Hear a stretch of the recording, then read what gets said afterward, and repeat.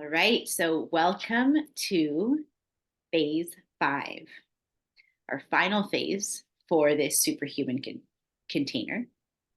And um, we are actually hosting it on Zoom this time because it's part, I'm going to share a few things, and part Q&A all mixed into one. We basically have 3 lesson/meetings left, and then 1 closing circle. So the next 3 will be this style. And I'd love to open it up to see if anybody has any questions to start off. Otherwise, I have stuff I can go into so we don't have to just wait around. But yes, is there anything that you've been moving through, working through with the material or not, that you are interested in bringing up? Anything at all?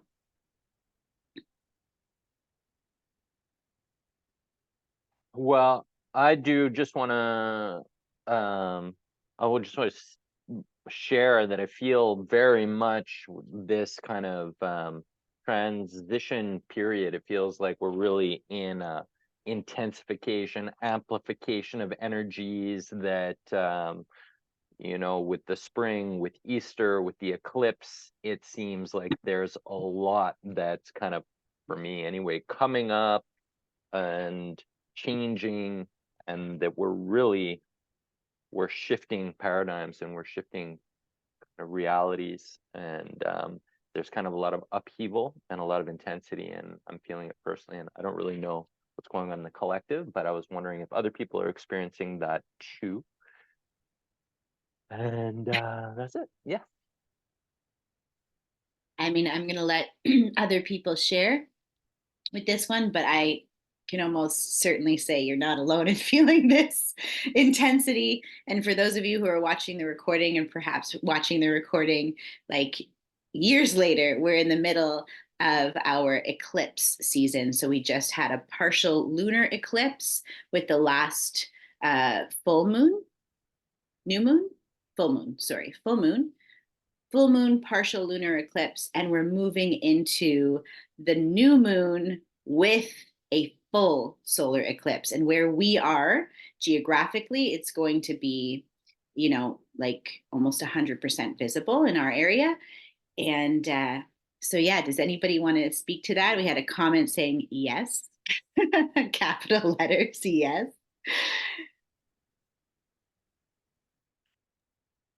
Yeah, I've definitely been feeling intensity. I don't consider myself that sensitive to energies, but it's been a lot for me. And I feel I actually I'm going to get my daughter and drive probably to Spencerville to be able to experience the totality on Monday, the 8th. She actually wanted to see the partial lunar eclipse at 3:12 a.m. on Monday, like a week ago, which totally disrupted our days and stuff like that. It came up in my Avalon group. We dreamed on that about how to walk this season of eclipses. And I'm curious, actually, since we're bringing it up, Christina, if you have any thoughts or ideas about what to do on Monday or in preparation for Monday. And maybe that was part of your plan anyway, so it can fit in whenever you want.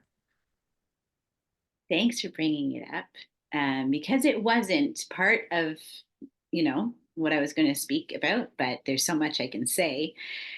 I will just say that one of the teachings of the eclipses is that the solar eclipse has to do with past lives, and the lunar eclipse has to do with future self, future timelines. So it's interesting that we are in between, but had that lunar first, which brought up the future potentiality, many different timeline possibilities. Brings up, maybe you were feeling this a week ago, that you were starting to see new ideas, getting the creativity going. The moon is associated with the feminine, with the with the creativity, the creation. And so that comes up or can come up. And then as we move towards the solar, which is very past life, and it's like a deep clean of everything that could be in your path from those future timelines. So the intensity is like this 2-week period of full potency and major cleanup. Right? Because when we start to get these glimpses, these visions, these feelings, these callings of future, of I want, of desire, of I see it, I'm getting a little bit of clarity. We love so much to hold on to that and see, what can I do to support this? This looks great. This is exciting. But then it's like, stop and let's clean up the past 1,000 years. So I know for myself, I've been going through that. And so that's one of the teachings. That is the teaching of the Indigenous people of the North. There are teachings that say you should hide in a basement and avoid being out for the eclipse. There are people, or not people and traditions that say you don't look directly at the eclipse. You can look at it through an obsidian mirror. And there are others that will say, look, without glasses, without safety, like this is your time to connect. So I am not giving any personal advice on what that is. These are some of the different teachings from various traditions, and you feel into it what you would like with this, but it is definitely calling us to be in ceremony. Again, if we're looking at the moon as the feminine, like the cosmic feminine, and the sun as the cosmic masculine, we get a view of the union. It's going to be one.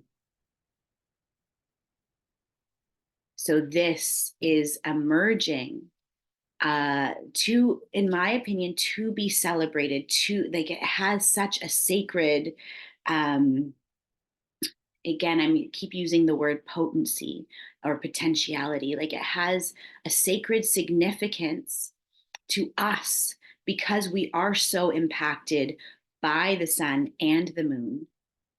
You know, we need them to regulate, to survive. I was also reading, I don't know if this is entirely true, but I just read, and I can't remember the source, saying that, men, primarily on this planet, are regulated, have a 24-hour hormonal cycle, whereas women have a 28-day hormonal cycle. And this speaks to the differentiality and the stretched out, like the moods, and whereas, men stereotypically can be more intense because they go through it so quickly in a day. So this is a time where, both are visibly connected, even though it's just for, a minute or so. Again, it depends on the source you find. Some place I saw that totality is actually 37 seconds. Somebody else said 4 minutes. So whatever it is. It depends where. It depends where okay. And our experience of it is this season, right? We can stretch it out. The moment is sacred. And yet the whole time we can be affected by it, and we can use it just like anything else. We can really use the energy of this transformation to catalyze ourselves into our own union, to bringing that masculine and feminine together, the creative and the action taking together, the past lives and the future self together. It's where they meet. That is that point we just talked about of manifestation and materialization, is when our future ideas materialize now, right? So all the parts of us have caught up and are on the same track. That's when we start, I wish I had, and boom, it appears, right? That timing. So what to do then? First of all, you can have a ceremony. You can create a ceremony, which you can, create for yourself based on what we've shared about already in this program. And you can also, this is a great time to hold your visions for your vision board, or whatever it is that you've been looking at to desire. It's a great time to be in mantra, if you use mantras, meditation, because that's a great place to just be empty. If you know that emptying is really, really hard, then having some tool like a vision board or a mantra to kind of narrow your focus, that can be helpful. If you have the ability to be in meditation, be in meditation. Hanu and I are going to a fire ceremony with some elders and some sun dancers and moon dancers, and we'll be dancing and drumming and chanting, and I'm sure we'll hold some sacred silence as well. But it doesn't have to look one way. The fact is, remember, intention is everything. If you wake up that day and this is your intention to experience life in a sacred way, then, if you have kids, if you have responsibilities, you have to go to work. I'm going to work in a sacred way. I'm going to go and make my lunch in an intentional way. I'm going to be intentional. I want to be present today. I want to honor the masculine and the feminine within myself. I want to honor the sun and the moon. I want to be in gratitude. I want to give back to the earth. I want to share with my friends or my family. It doesn't matter how or what your ceremony looks like. And this is kind of what we're getting to with this superhuman idea anyways, is, celestial event or not, we can live this way every day. And it's the cosmic energy that's amplifying it, not our intention. I mean, again, we can be more intentional. However, if we live this way, then we will be so in tune when something is happening in the cosmos, and that's just going to amplify our state, our prayer. We don't have to do anything differently. But again, training wheels sometimes, like we just need these reminders at first to remember, yeah, I am living this way every day. And today I'm going to take extra, I'm going to mark it on the calendar. I'm going to take extra effort, put in extra effort to make it something that I can be really present for, remind myself to be present, to be intentional. And what that looks like can be different for everybody, and should be different for everybody, and can be celebrated in that way. I will say, and this is kind of a little segue into what I was planning on talking about, using your voice on this day, using your voice every day, is so helpful, because that is also alchemy. That is also materialization.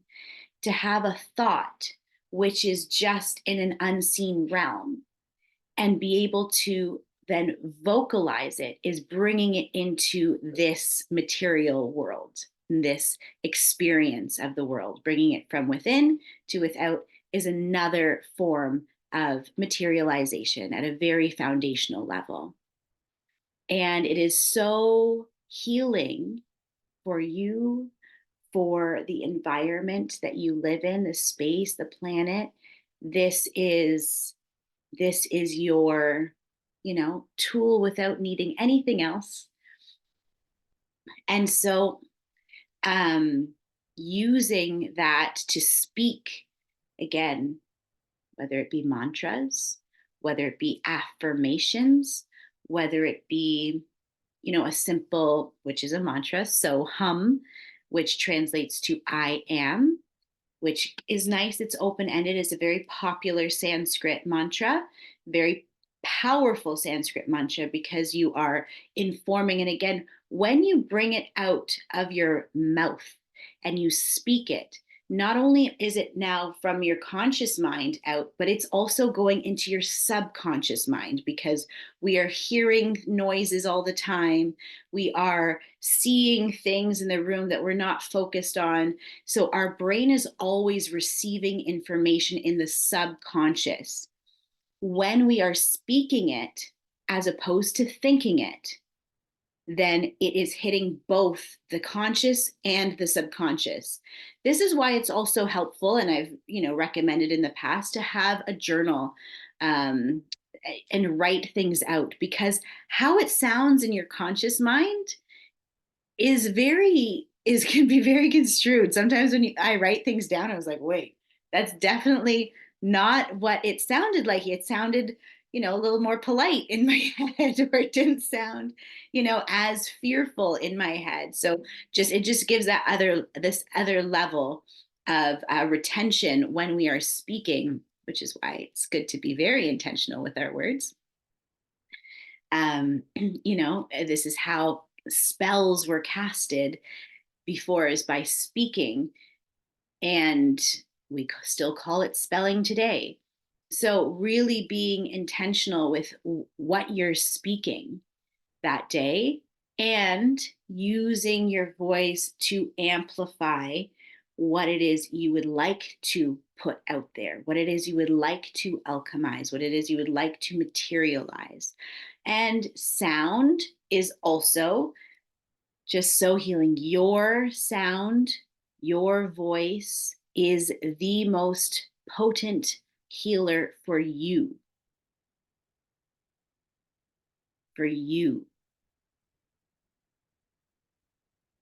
We can go to a sound healing with a master, and it can be incredible. And your voice, your sound will still be more powerful for you than anyone else. So, excuse me, getting comfortable with sounding, humming, oohing, awing, all of these things, the more we can get comfortable with it, the more you allow. And remember, because of your intention, if your intention is to free your voice, for example, then the more you practice and the more you use it, the less limiting beliefs you'll have when you hear it.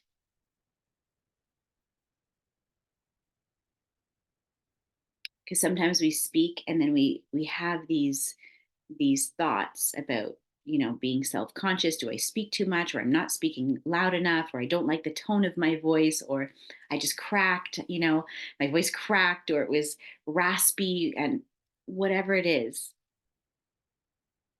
it's your voice. It's your personal healing tool. So one way to warm up, because it is a muscle, is to make really low as you can sounds.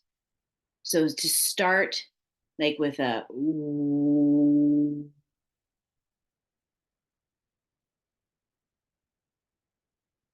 and you can keep going lower and lower as you feel to. And you can play with the vowels. The vowels in sound are ah, e, oo, e, I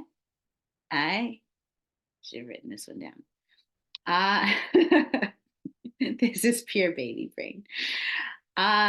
E, oo, I. I will clarify. I can clarify.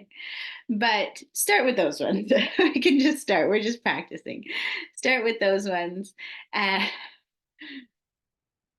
yeah, this is going to bother me, but we're going to move on and it'll come when it needs to. So, you know, 15 years of music theory, and I can't even call upon the sound. But starting just with playing with the sounds at a really low level actually warms up your higher register. So for those of you who want to sing higher, um, it's really essential that you warm up the lower.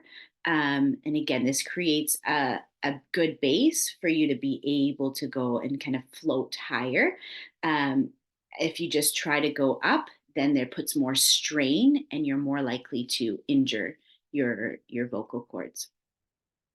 So playing around with that, I love, whether it's a crystal bowl or a bell, a chime, Tibetan bowl, anything, even a drum, your hands. You don't have to have any fancy instruments, but something to keep a rhythm so that you can just play.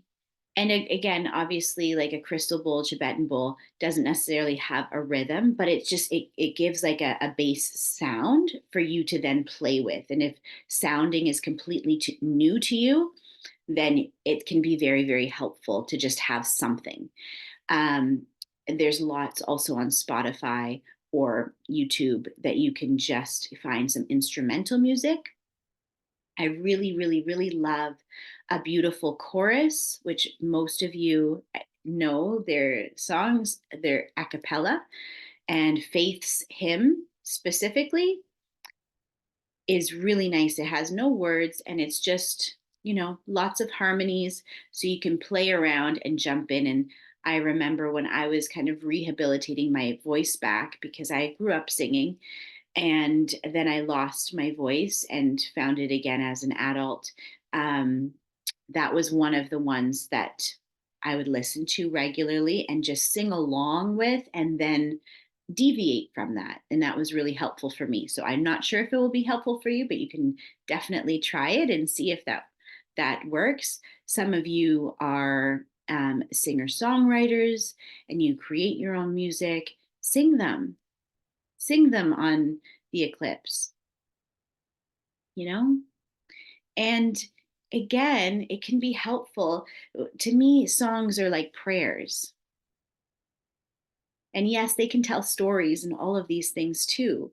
And to have an intention or to make an offering as a song, make your song an offering. I often do that if I'm out in the forest and I'll make an offering of my song to the land or a tree, your allies that we talked about being in relationship with, your own heart, you know, and it really it deepens the alchemy. It deepens the experience of the song.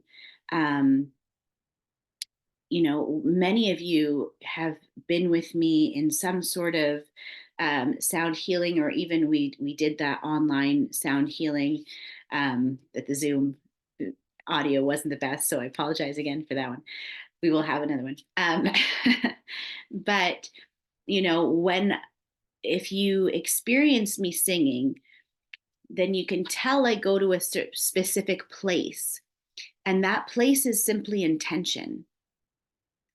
That's what you're seeing is I sing into a certain frequency that I work with, and that can be characterized as the frequency of compassion. It can be the frequency of Christ consciousness, of light, of God, of divine, of whatever it is that we open up in the space. And you don't have to go into a full ritual every time you sing, but this is just how I sing and where I choose to sing from. And what that does for me is it allows me to allow the sound. As I said, I grew up singing, and I grew up singing and being adjudicated, like being judged and going to different competitions, and I was classically trained, and there's one way to do it, and you don't want these sounds and you don't want those sounds. And that really, held a deep imprint with me for a really long time, as I said, to the point where I just stopped. That my own criticism and judgment was just so strong that I couldn't even sing if I wanted to. And so as I found my voice again as an adult, it started to come back. I would sing and it would be thin and dry and cracky. And I'm like, oh, no, I'd be off note, I'd be sharp or flat or just whatever. And it really made me cringe inside. And then when I shifted and I started to make my song a prayer and allow source to flow through my voice, I just, held that intention. I'm just going to allow this frequency to come through. I know it's there. Thank you. Then I got over whatever it sounded like, because it sounded like many different things, especially in the beginning. And, like I was able to, if I think it sounds like a squeaky wheel, that's okay, because that's how the divine is coming through in this moment. It's not about what it sounds like. It's about allowing the frequency. And I think that's crucial when we're using our voice, especially, when we're talking about like this vocal alchemy, like using it for transmutation, using it for healing. It's moving through and clearing out the judgment. And it allows you to speak up for yourself, not just to sing. But we have kind of, in our culture, we look at singers and non-singers. And this is not what this is. This is not performance. This is sounding, and everyone sounds. Everyone can and should sound. As soon as we come out, we wait for the sound. That's the first thing we do as, newborns, is we use our breath and our voice. And it changes the space.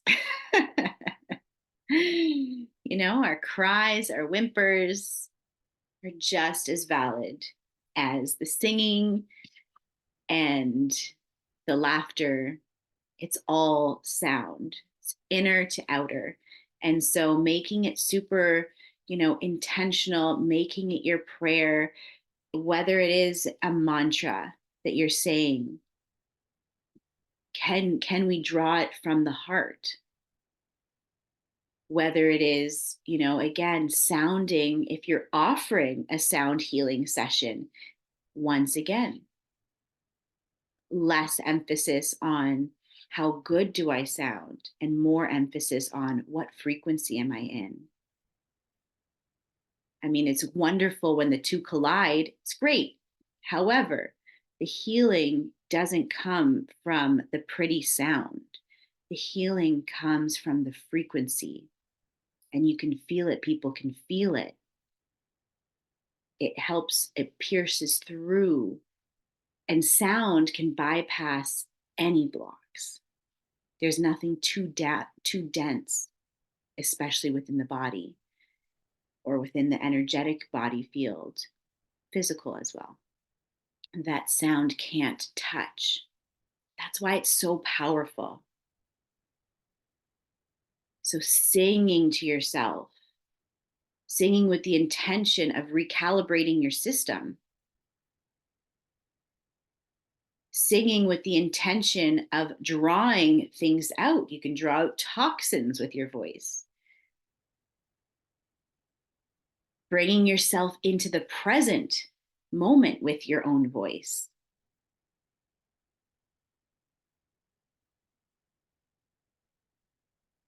So I should say too that, I mentioned earlier, it can be nice to have like some sort of rhythm to carry. Actually, I'm going to take that back.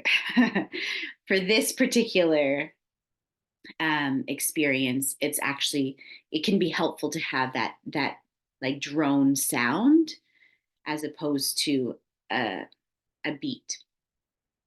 But play with both. Play with both and see where you know your voice likes to play.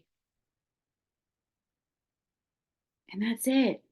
We use our voice, we can draw up emotions because again, it's like anything that's trapped at the back of the tongue.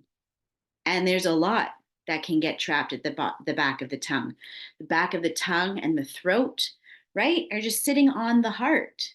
How many times have we swallowed our pride, quote unquote, or swallowed, what we were going to say? We bit our tongue, we held back, we choked back tears. Well, guess what? Guess where it is?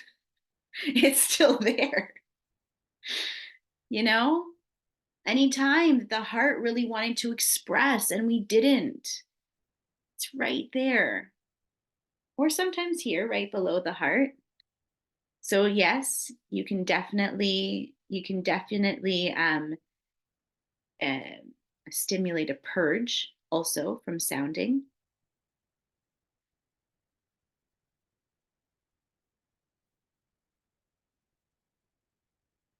Your body might want to move.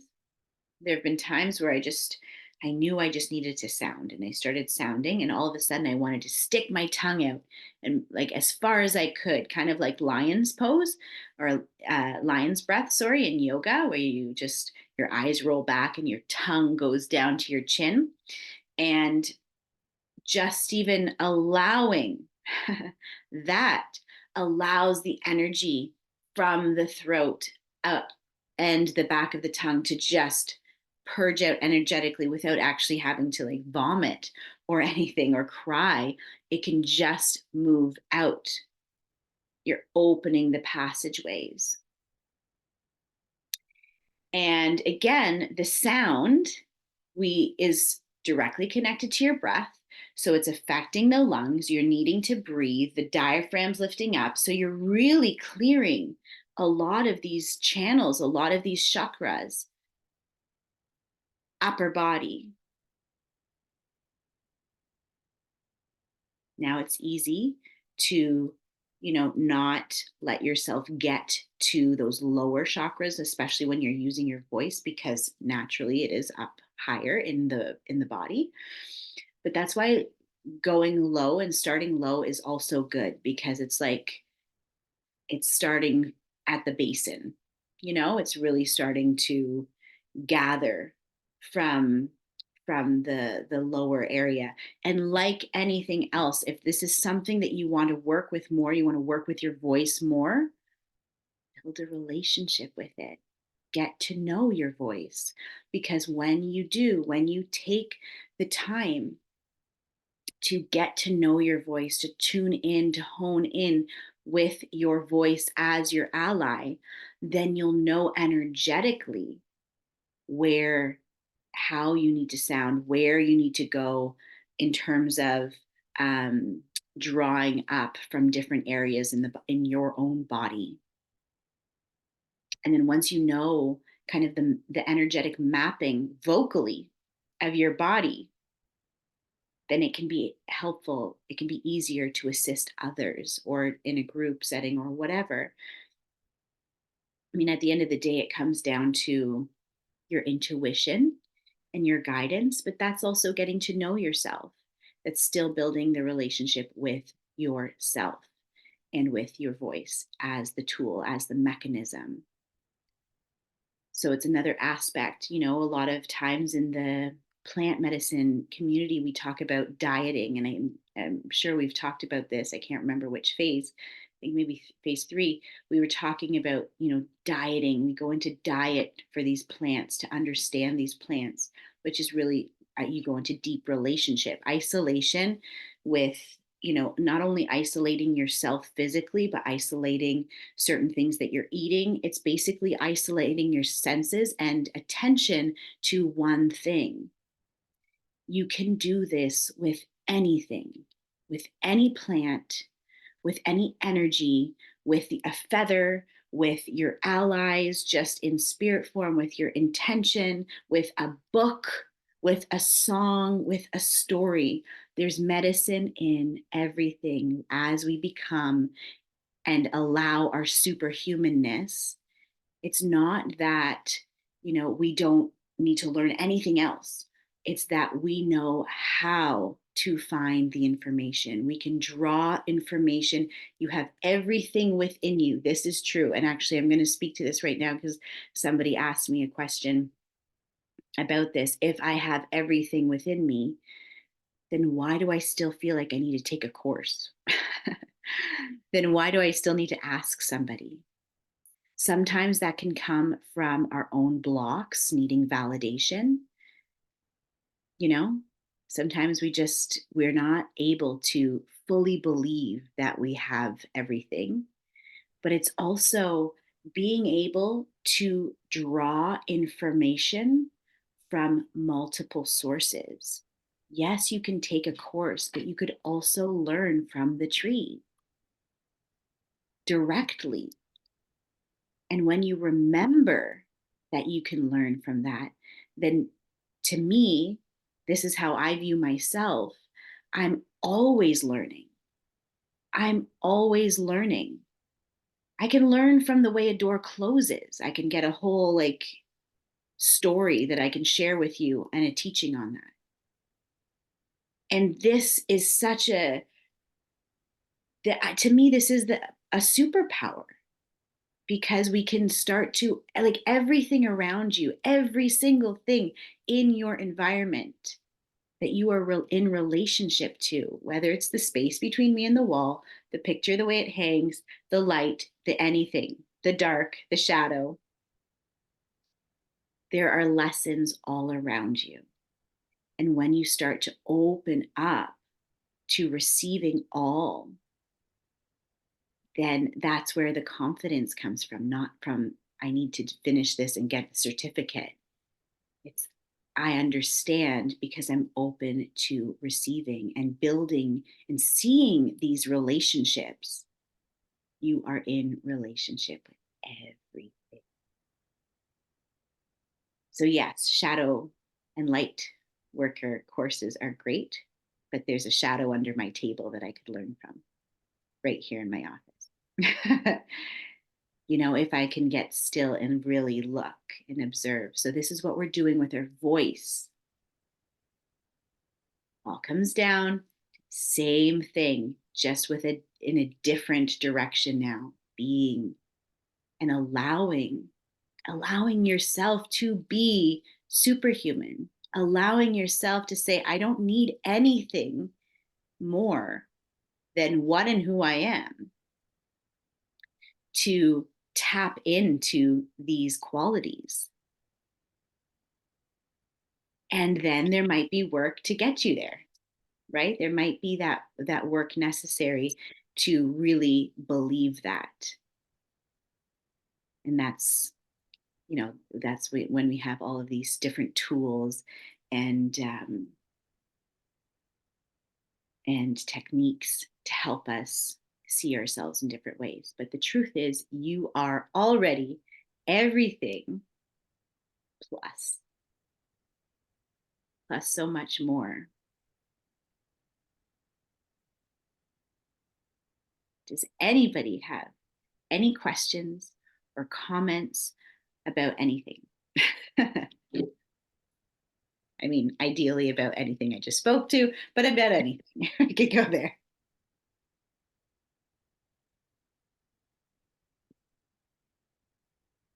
We're doing good.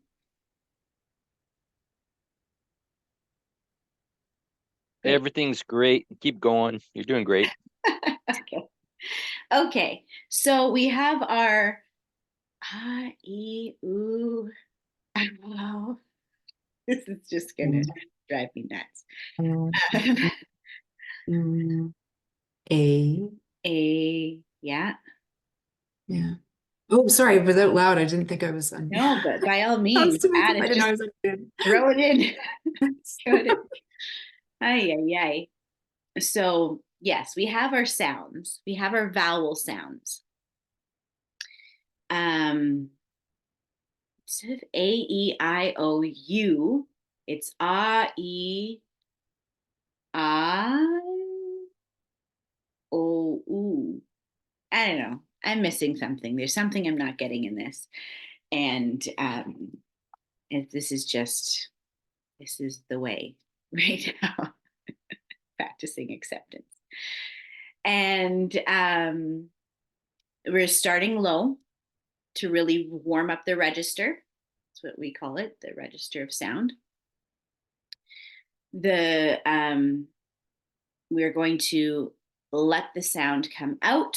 That is the inside to the outside. Of course, we have intention or we don't have intention. I'm just sharing ways in which you can heighten your experience and the potency of the frequency and the vibration. Vibration is the rate at which the vibration of sound, and the frequency is the rate at which it vibrates.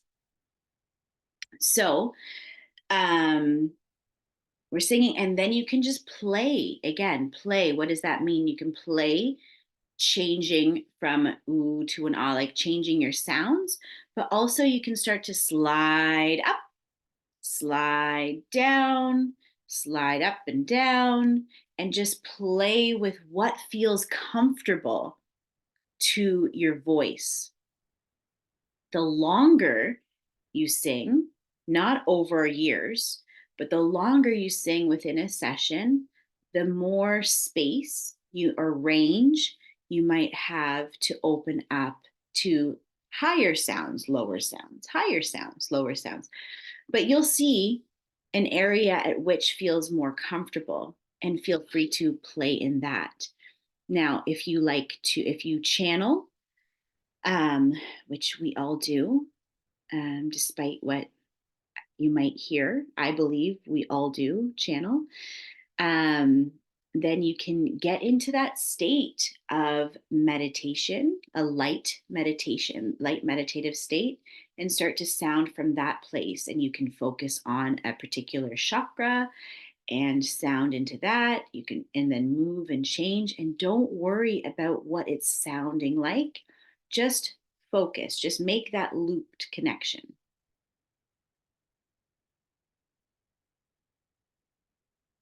With the healing, you can use the like the healing aspect, especially if it's for yourself and you're doing like a sound healing, that's, you know, your intentional sound healing session for yourself. Then breathing in through the nose can be helpful, because when you breathe in through the mouth and the air gets in, it can dry your throat. So then you're more likely to like cough or have to clear your throat.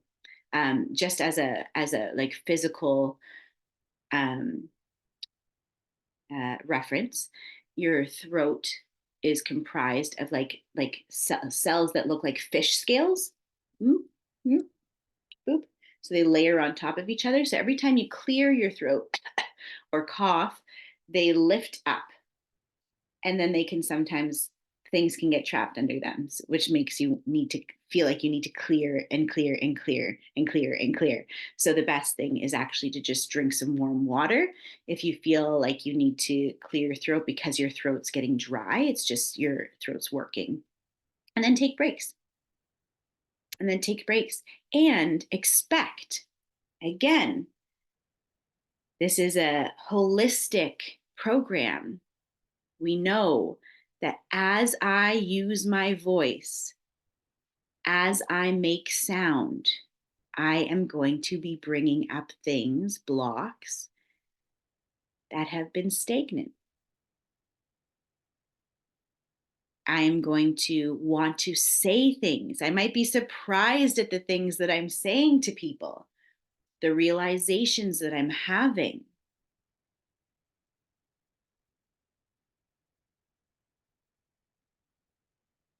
Don't be afraid.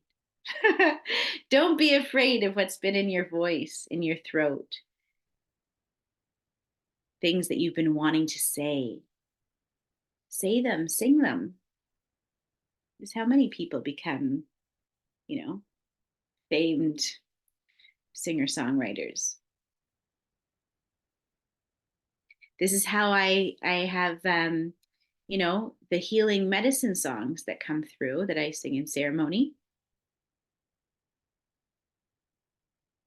It's just from allowing what's there.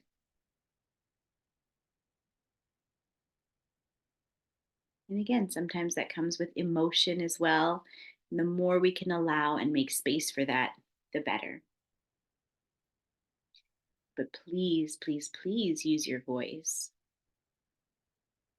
It is there for a reason. And of course, with the use of your voice will come discernment of your voice, of when it's actually worth it for you, when it's supportive to speak, to sing, and when it's best to just hold that silence.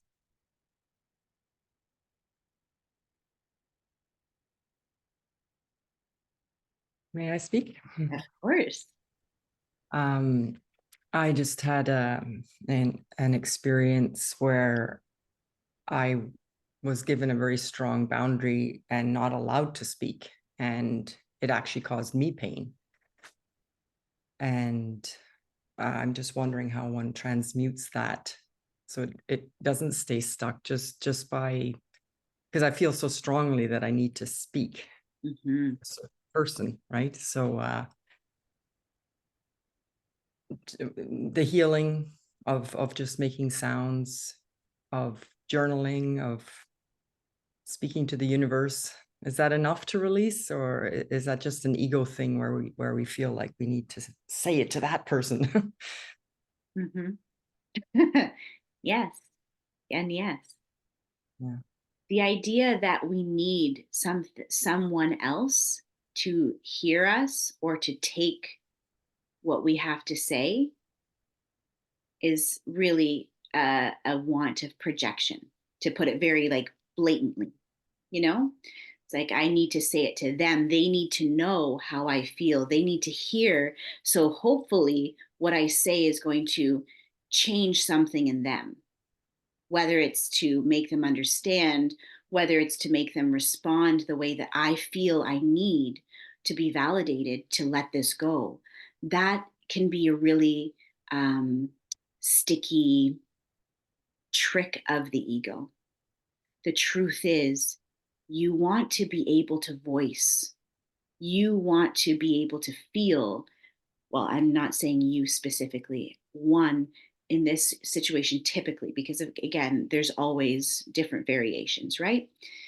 But when when you say, hey, can I talk to you? And someone says no, it'd be very jarring, very, very jarring, because it makes us really have to own what we're carrying.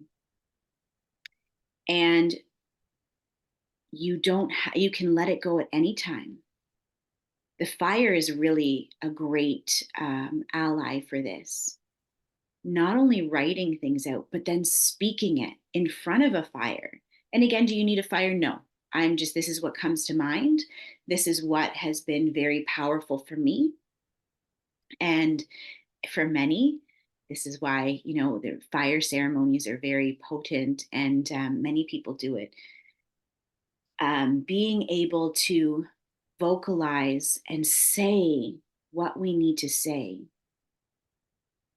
is a way to release it from ourselves, take it from the inside and put it out there, while respecting people's boundaries of what they feel ready to take on.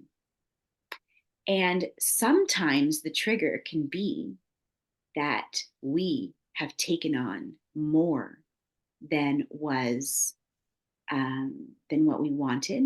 We took it, moved past our own boundary to take it. So when now someone doesn't want to take it and they're putting up a boundary, like, well, but I went past my boundary. Shouldn't you go past yours? And I'm talking now in a broader sense. This has happened, and I see it happen all the time. And it can be so irritating, right? Like, well, but I did this. Like, I had to go through this. And again, allowing where people are and allowing their boundaries are only going to help us be able to voice our boundaries even more, especially when these ones come up that are so triggering and so painful. On some level, it reminds us that we have the permission to say no, to not take it on. Another way to alchemize or help ourselves that actually Hanu brought up to me that I hadn't considered before was when you want to say something to somebody who doesn't want to hear it or can't hear it, isn't ready to hear it, you can speak it to a tree. You can go find a tree and ask the tree, can you just deliver the message? Can you deliver what needs to be said? And the tree can take it. The tree can take it and you can just let it out, release it. They have a whole communication system. This is proven. But we know we don't need the proof of it. And just, get back to yourself. Trust that whatever's needed was out there, but really letting it out of your body, your holding, your emotions, your energy. You are able to do this without the other person.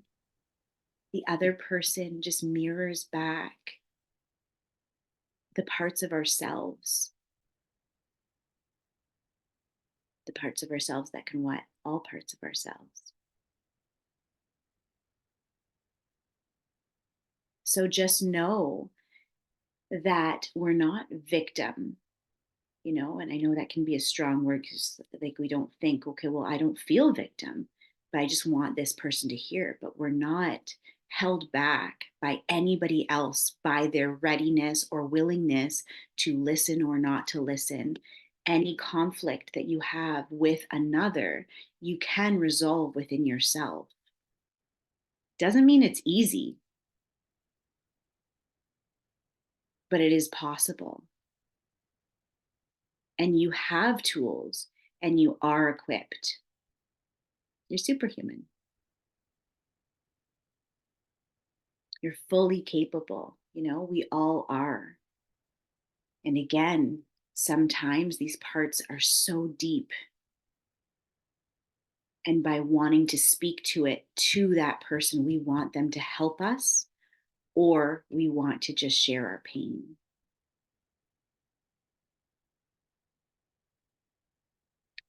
So that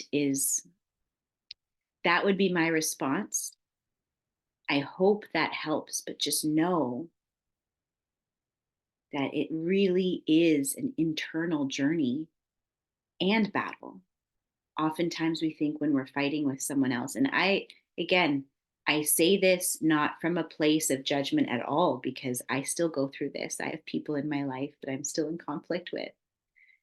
And so I continuously go back to myself and say, okay, what parts of myself are in resistance, not allowing, not ready to move on, need to be validated? That's a big one for me, which is why I keep saying it.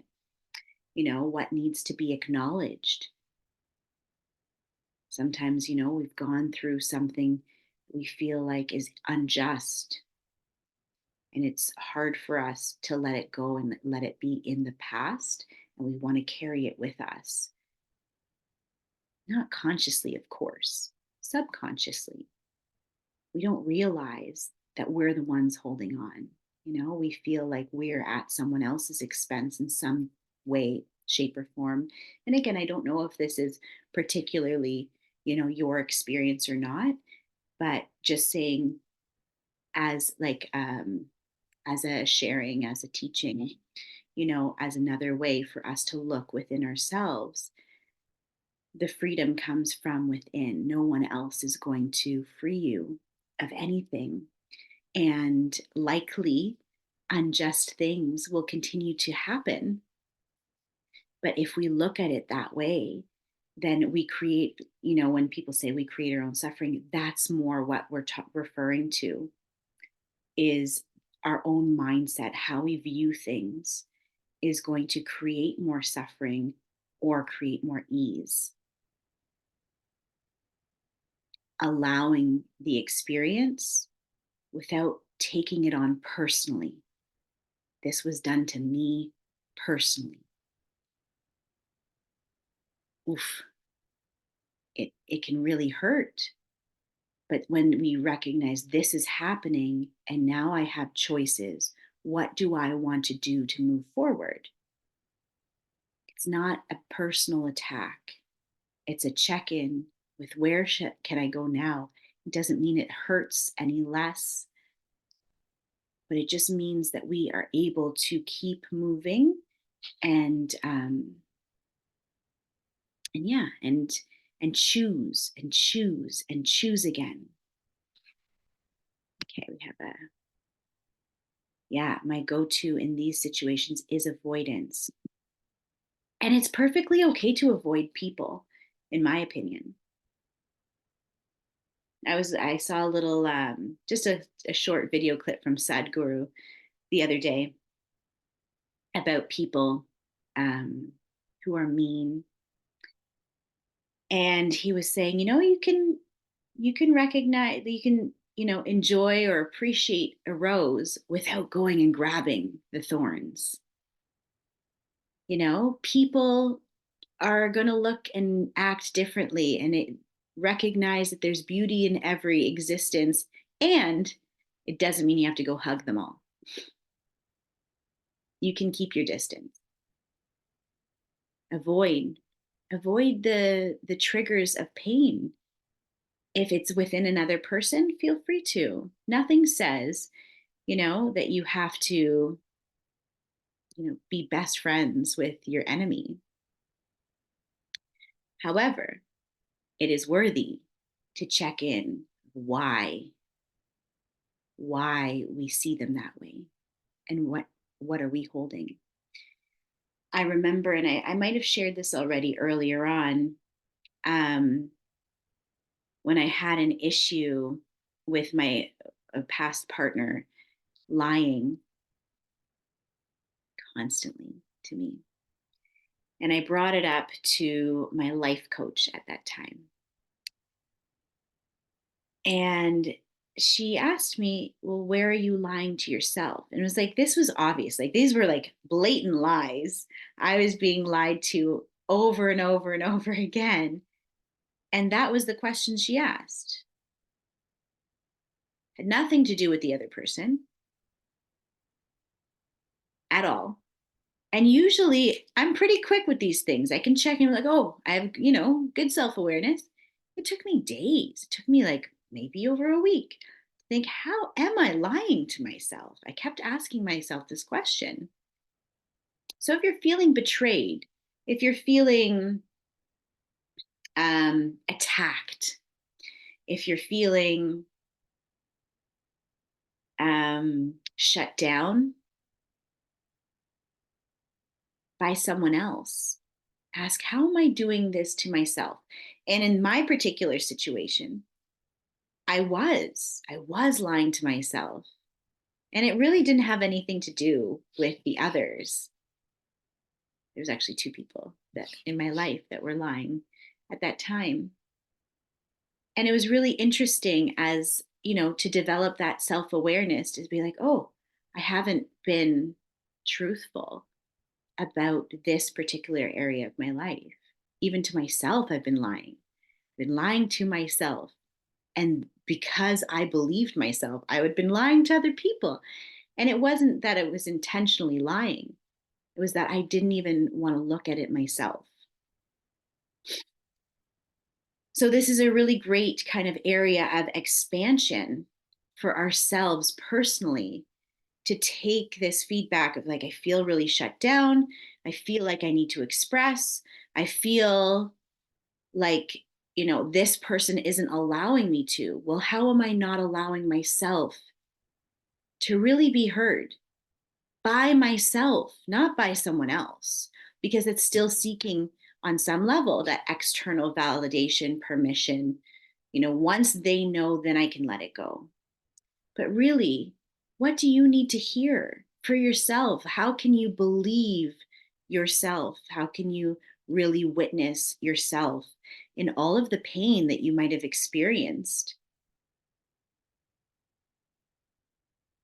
In all of the work that you've had to do to be ready to talk to this person?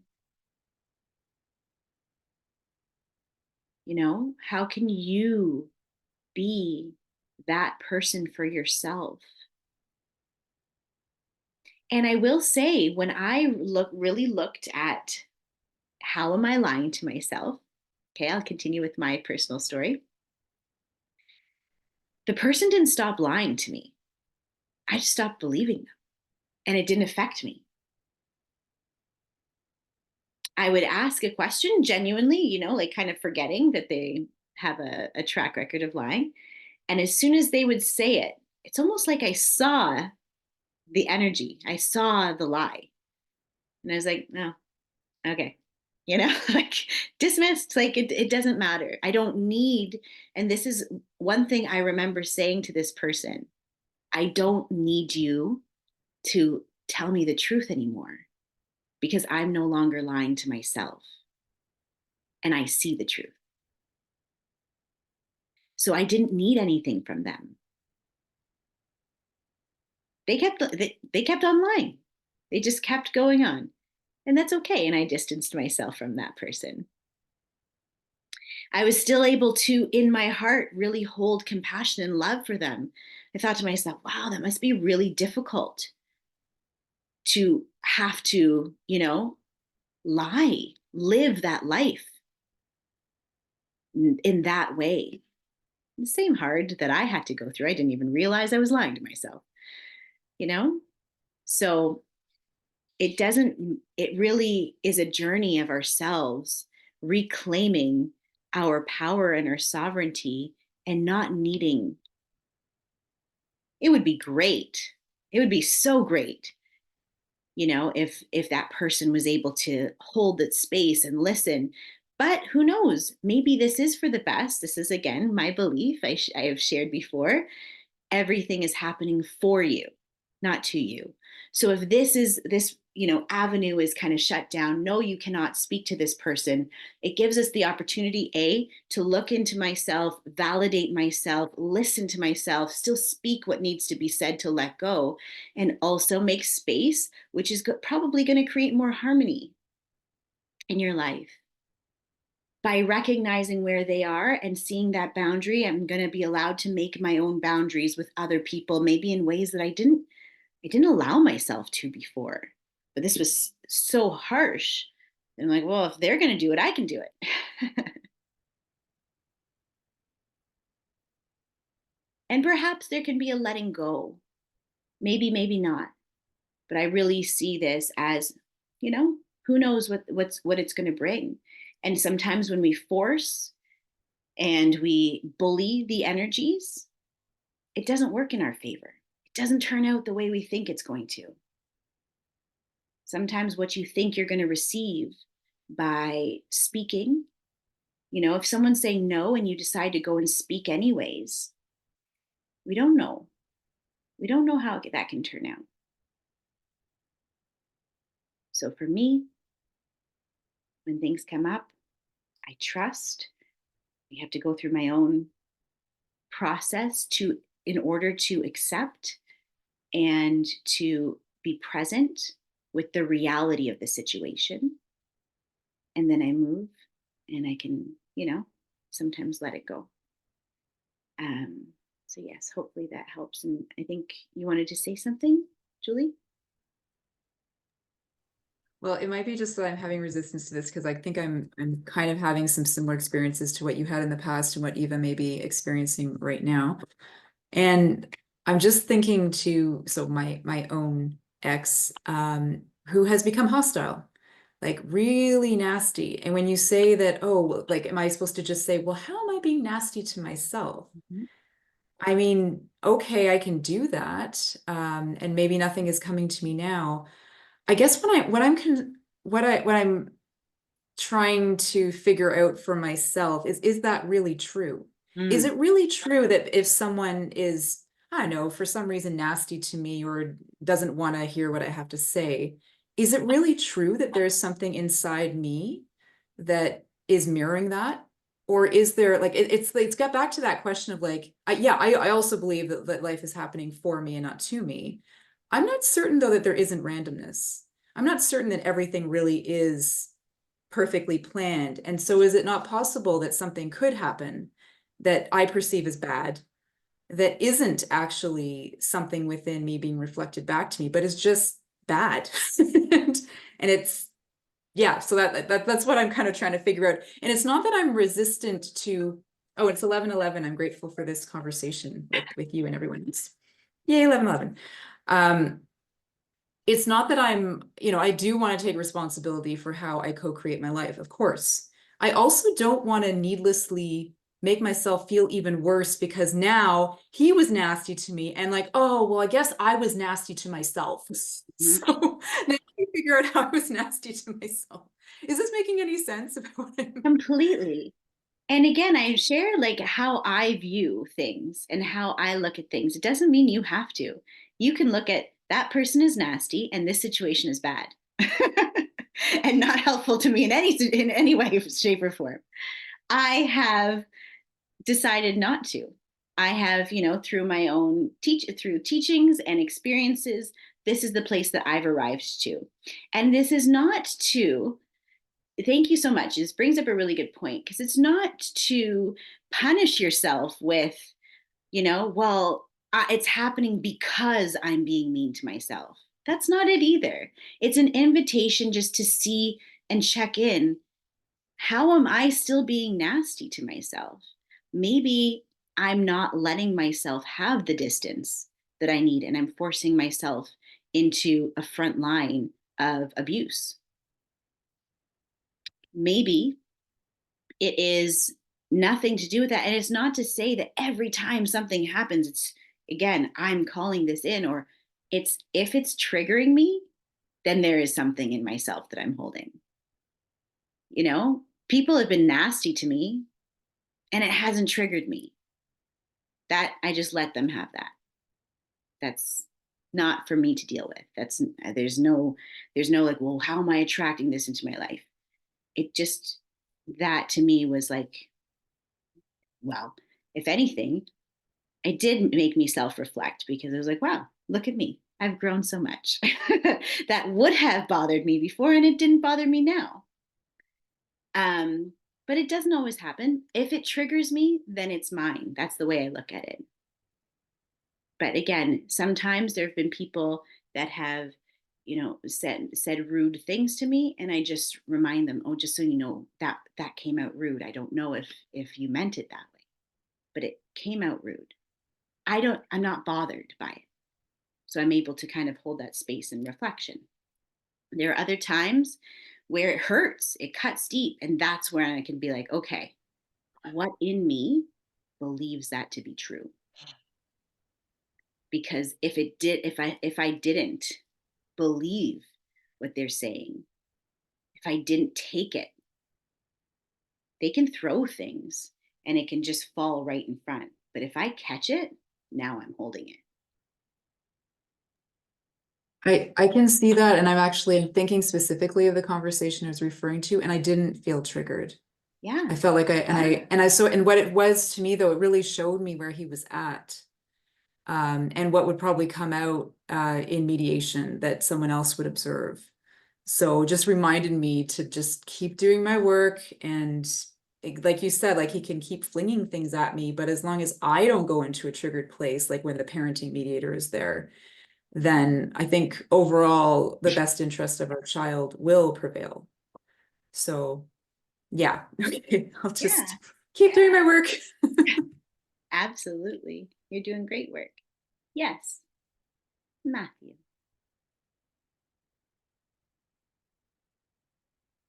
We can't hear you. You are muted. I know, isn't that great?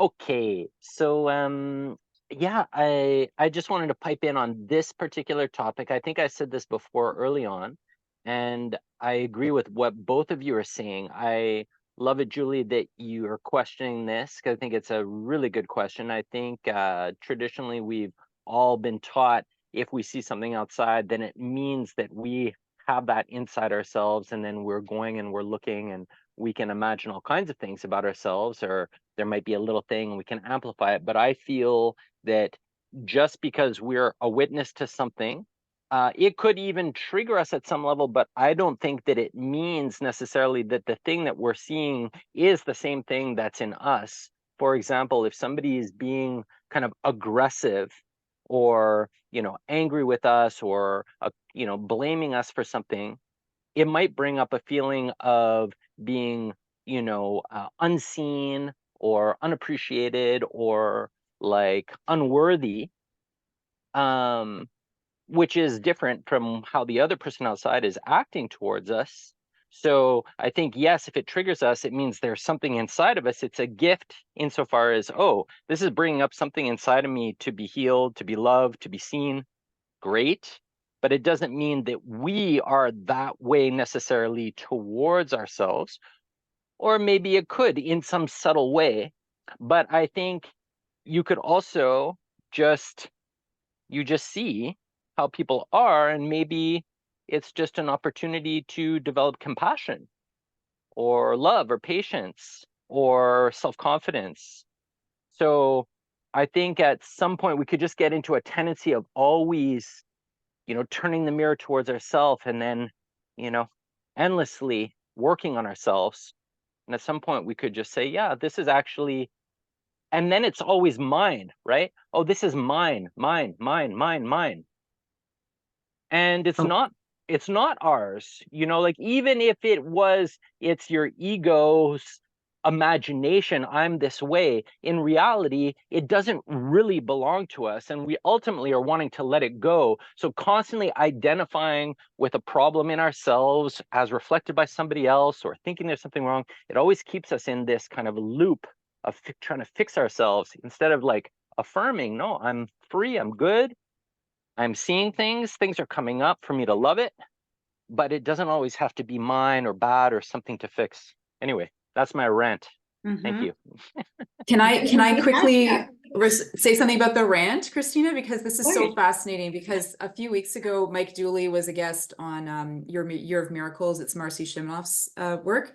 And he brought up exactly that, is that with that, our minds are so brilliant and able to create what we want to materialize, as Christina likes to say, so we can also materialize, oh, things aren't exactly the way I want. What is my limiting belief? What's wrong with me? And if you look for what's wrong with yourself, if I look for what's wrong for myself, I'll find it.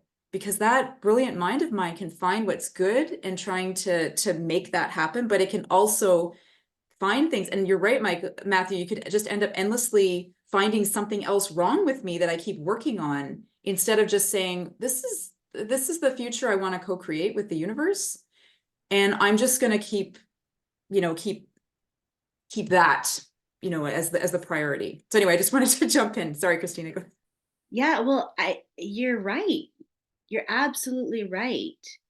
And the same is also true, right? Like, we can also just become self-aware of what I'm contributing energetically, without it being bad, without it being a problem, without me looking at it as a flaw in myself. With the example I gave earlier, these people kept lying to me. And that question of, how am I lying to myself, was not to berate myself or to punish myself or to say, well, it's only because they're only lying to you because you're lying to yourself. As I said, that person didn't stop lying to me. I started to see in truth. I became self-aware of how I was holding this particular energy, not as a way, again, to punish myself, but a way to expand my personal awareness, my self-awareness.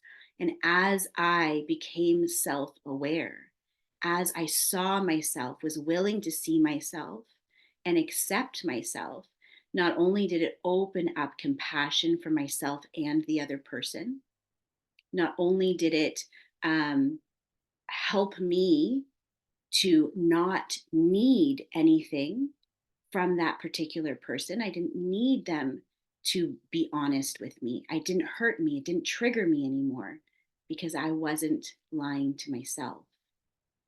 So all it was an invitation to check in. Where am I holding this? We see war, we see resistance. It doesn't mean, okay, well, which cells are warring within myself and like I'm the problem. But what I'm seeing, the outer is reflecting the inner. And we've talked about this too of like, well, how can we see destruction and how can we see this? We can stop seeing it as destruction. We can just see it for what it is. We can see it for the energies. We can see it for the events, and we can see everything as a whole instead of taking it on personally. And everybody's going to be in a different place, and you don't have to take on my beliefs or the way I see things. But I definitely don't, while I do take ownership for what I experience in my life and how it affects me, 100%. If I feel triggered, I take ownership for what I'm holding onto within me because I trust that I'm the one that can free myself of this. I don't need the other person or situation that's triggering me to change in order for me to be free. If I did, that would be victim, right? I'd have a limit. Until this changes, I'm just at the mercy of my own triggers and emotions, right? So it's a way in which I can kind of take that sovereignty back and say, how can I release this? How can I, and for me, that involves looking at what it is that I'm really bothered by. I'm really bothered by this situation. So I'm going to look at it, not out of judgment for myself and how dare I be carrying this all these years, all these lifetimes, but like, wow, okay, I have carried this.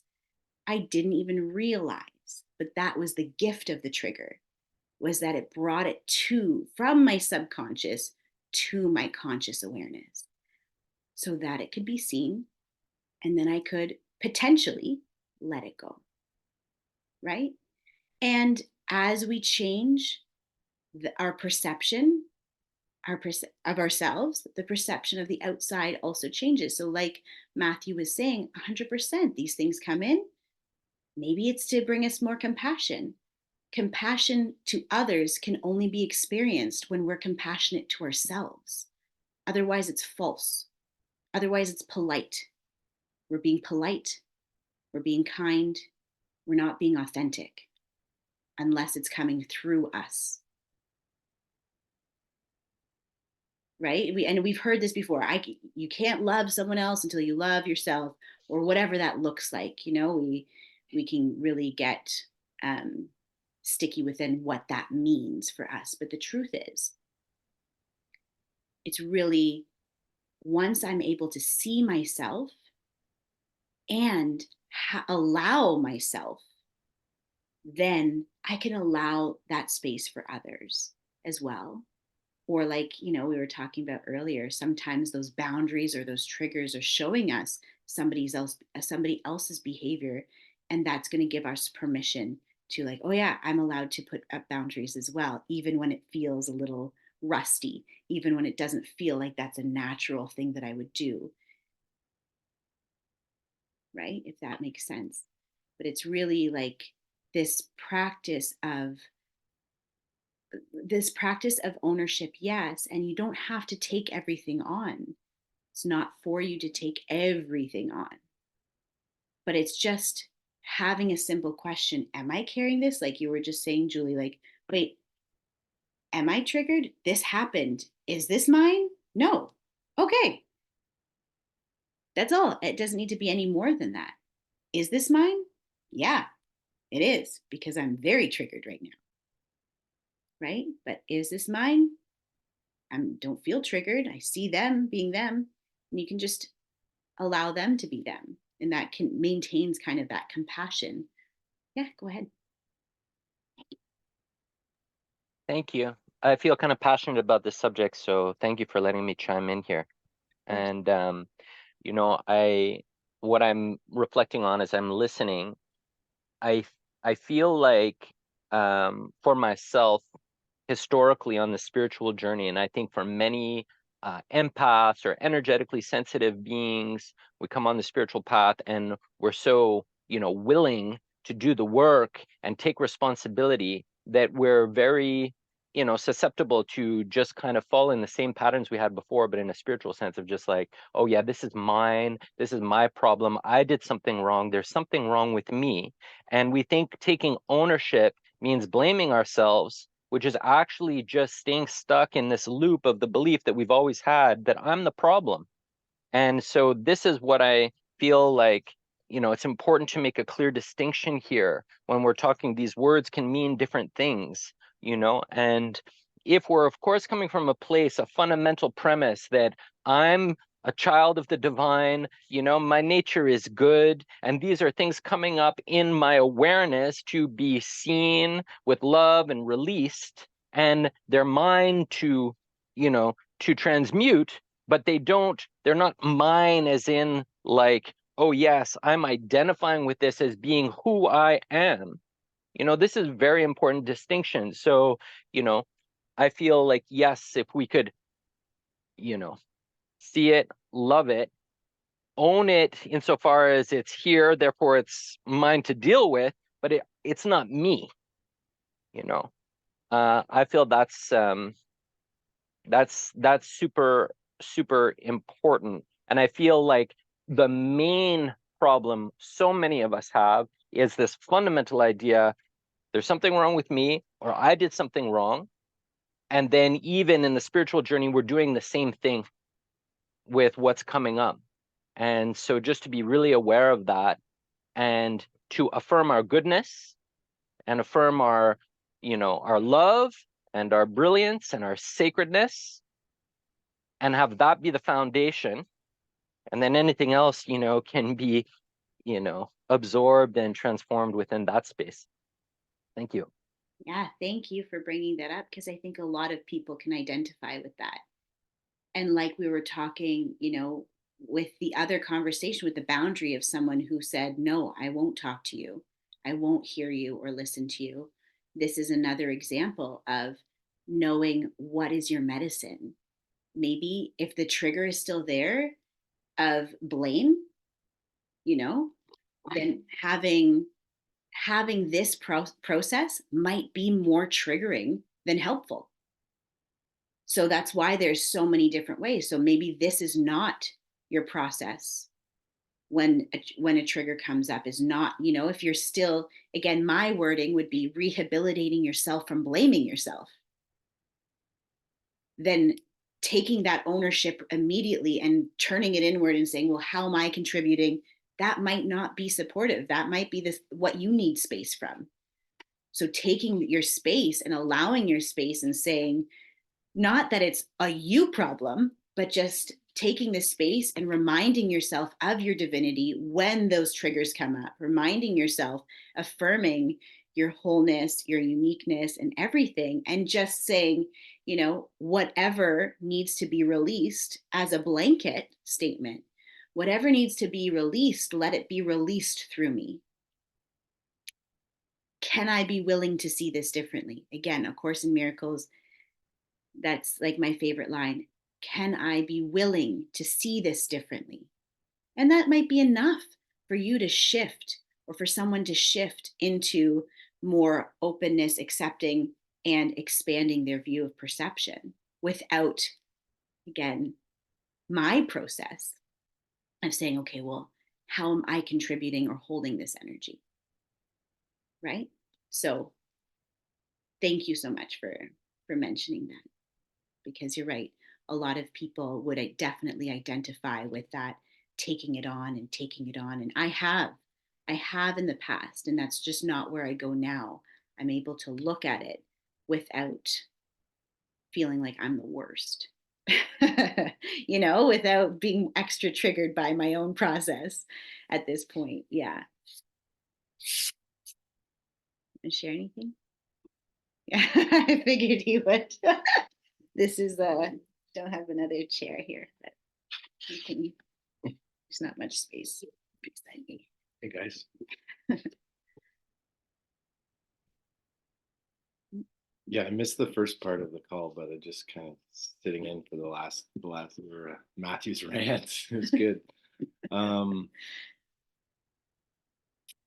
mean, what I was reflecting on was at the the beginning part, I guess, of my spiritual journey, you could say, was what was really triggering me in the external world was all the sexual abuse that and I went down many of those rabbit holes, the kids being tortured and eaten, whatever, all the, I'm sure many of us have gone down those rabbit holes. But they came to a point where I realized the only reason I was so affected by that was because I had my own unresolved sexual abuse trauma that had not been resolved, not only for myself, but for my ancestors. And so once I started kind of dealing and looking at that and feeling that and releasing that and integrating that, which was a big part of the not allowing or not not having the external world, because that's still going on now. It's probably going on even more than it was when I was looking at it, but it's not affecting me, or I don't look for it because it's been resolved within myself.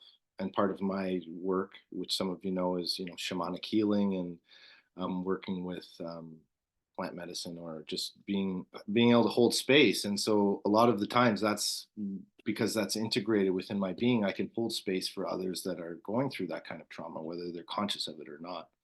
And that's a huge trauma that's being transmuted right now on the planet, is the sacral chakra. That's sexual abuse. That's our blocked energy centers. That's our blocked creativity. So that's kind of what came to mind as you guys were talking. Mm-hmm. I don't know if that's helpful. Hopefully it is. It is. Thank you. It's another great example of, what we're carrying and what we project.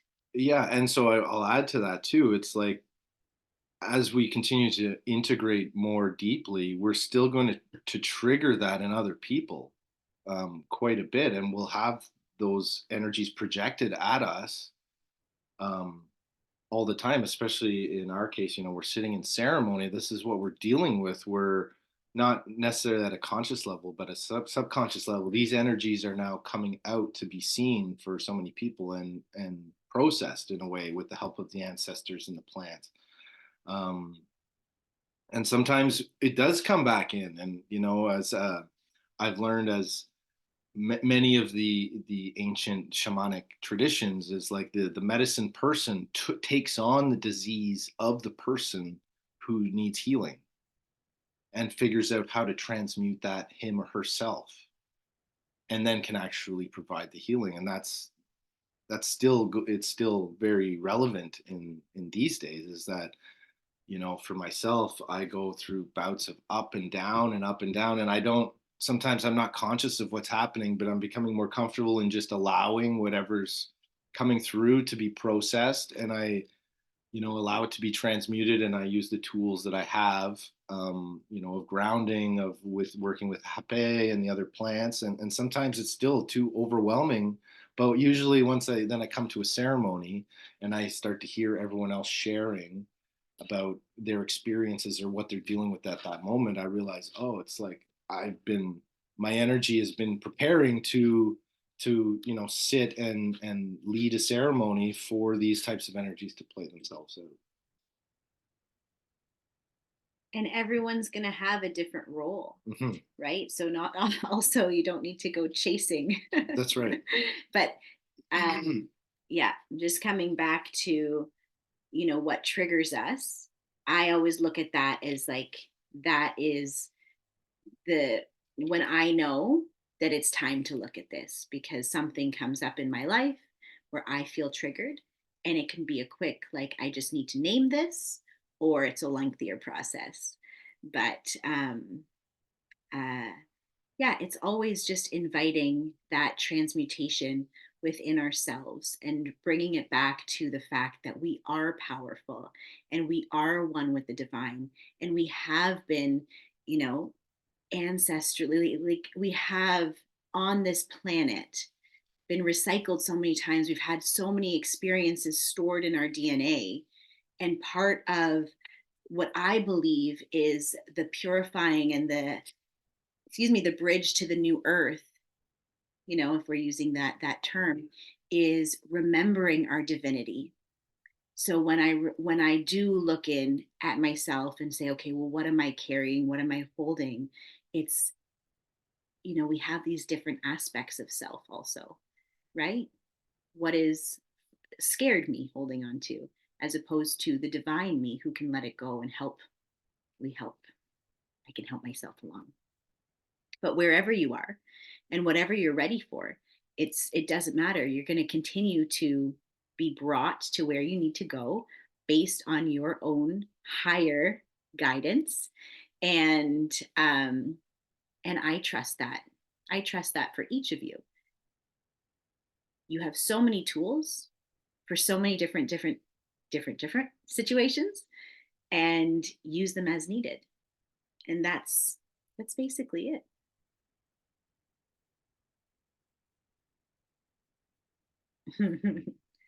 So we went way over. Thank you to everybody who's still on. And yeah, we'll see you on Thursday from the car. We'll be on the road again. So yeah, we'll see you there. And again, if you have any other questions, we'll have a little topic, but all questions are welcome. Love you guys so much. Thank you. Have Bye. Have a great day and lots of love, everyone. Thank you. Bye.